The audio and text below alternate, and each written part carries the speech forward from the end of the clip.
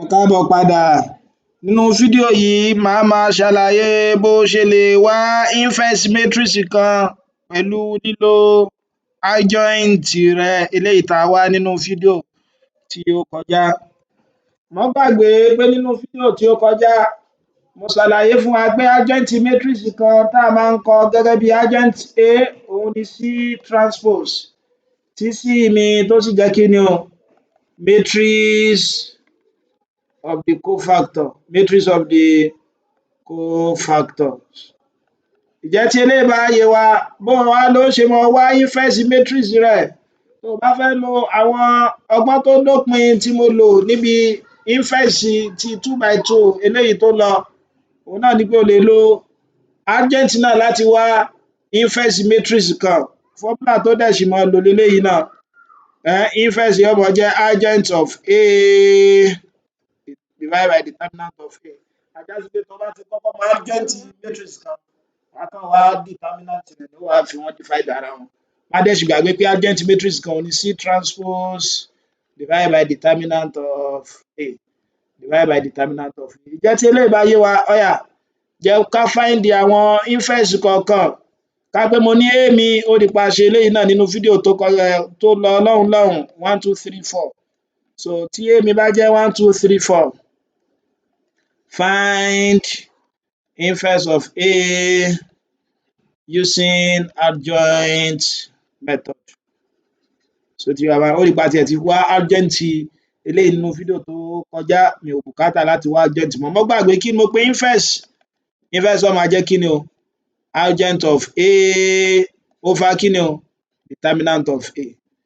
A já sí pé n tí màá kọ́kọ́ wá jẹ́ n kọ́kọ́ wá determinant mi kí ni mo pe determinant òun ni pé ó máa multiply àwọn element tó wà ní kí ni o tó wà ní leading diagonal pẹ̀lú ara wọn 4 times 1 4 minus element tó wà nínú kí ni o tó wà ní second diagonal 2 times 3 6 yóò máa fún mi ní -2.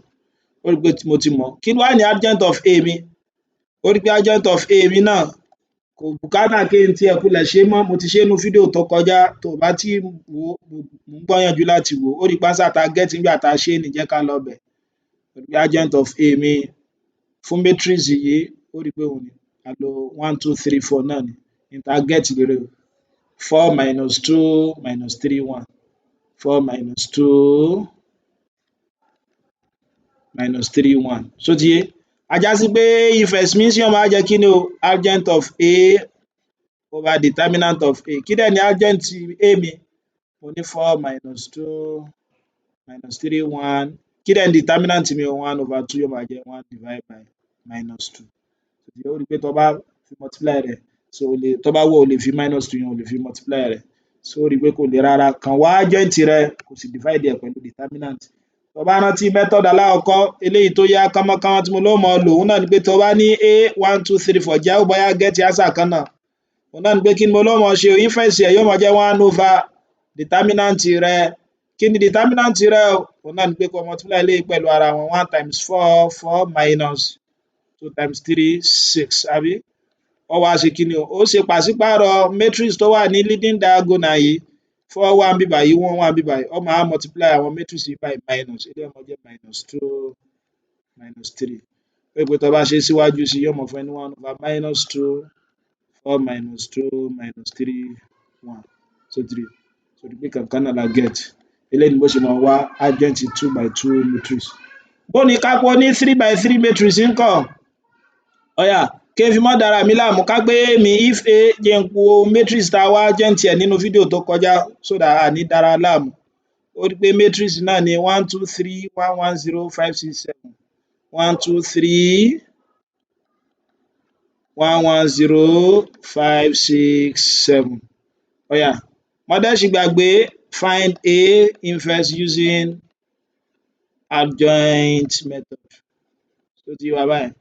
Má gbàgbé pé A inverse tó bá fẹ́ lo adjoint method òun náà ni kí ni o adjoint of A divided by determinant of A.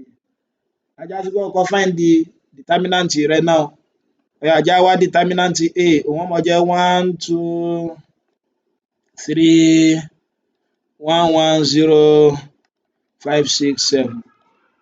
já lo law of zeros fún. Tó bá mọ tí law of zeros yìí jẹ́, mò ń gbìyànjú láti lọ wo fídíò tí mo ṣe.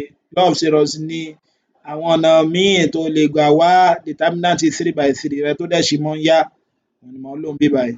Má gbàgbé mo ní law of zeros, tó bá fẹ́ find determinant ó ní pé ó kọ́kọ́ kólọ́ọ̀mù méjì alákọ̀ọ́kọ́ yóò jẹ́ 1 2 1 1 5 6 àbí? Lẹ́yìn tó bá ṣe bẹ́ẹ̀ tán, ó wá ṣe kí ni o, ó gbé plus síbí báyìí, plus sí àwọn kólọ́ọ̀mù mẹ́ta àkọ́kọ́. Orí kólọ́ọ̀mù mẹ́ta ẹ̀kejì ó gbé minus sí wọn, minus.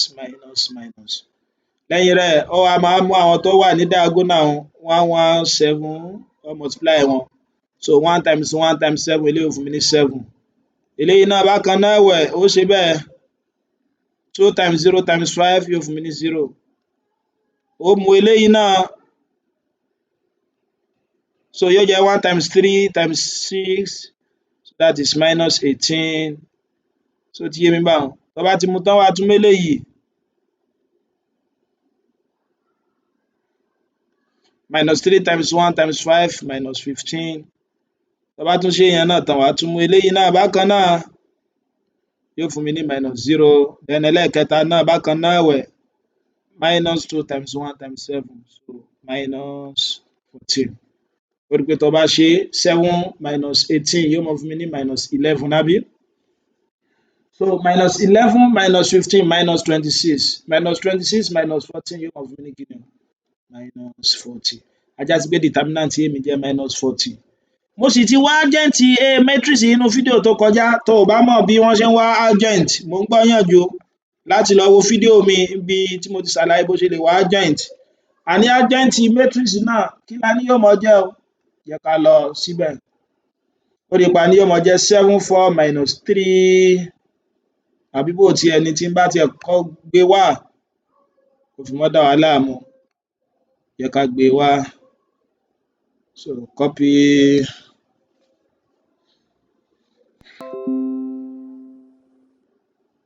Jẹ́ kí n gbé wá bí. Ó rí pé tó bá wò dáadáa, adjoint rẹ̀ ó jẹ́ 7 4 minus 3, 7 4, má bínú, 7 4 minus 3 minus 7 minus 8 3, 1 4 minus 1, 1 4 minus 1. So 1 4 minus 1. So adjoint A ni. A jẹ́ sí pé inverse mi ó máa jẹ́ kí ni o? Kó divide adjoint A pẹ̀lú kí ni o? Determinant A. Má dẹ̀ sì gbàgbé kí ni determinant A wa? Òun ni minus 40. So yóò máa jẹ́ 1 over minus 40 nígbà pé denominator ló wà, ó wá gbé adjoint sí. Yóò jẹ́ 7 4 minus 3 minus 7 minus 8 3, 1 4 minus 1. Eléyìí ni bó ṣe máa wá inverse matrix kan pẹ̀lú method adjoint. Ó rí pé kò le rárá. Ǹjẹ́ tí eléyìí bá yé ọ, mò ń gbìyànjú láti like, kó dẹ̀ bá mi subscribe sí orí ìkànnì mi. Bá mi sọ fáwọn akẹgbẹ́ rẹ káwọn náà ṣe bẹ́ẹ̀ pẹ̀lú. Títí màá fi máa pàdé rẹ nínú fídíò tó ń bọ̀. O ṣeun.